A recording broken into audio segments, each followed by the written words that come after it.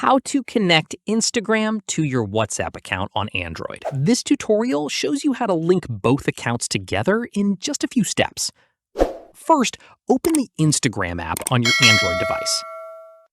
After that, tap on your profile icon at the bottom right of the screen. From there, tap on the three lines at the top right to go to Settings. In the next step, scroll down and tap on Account Center. From there, tap on Manage Accounts to see all the accounts currently linked.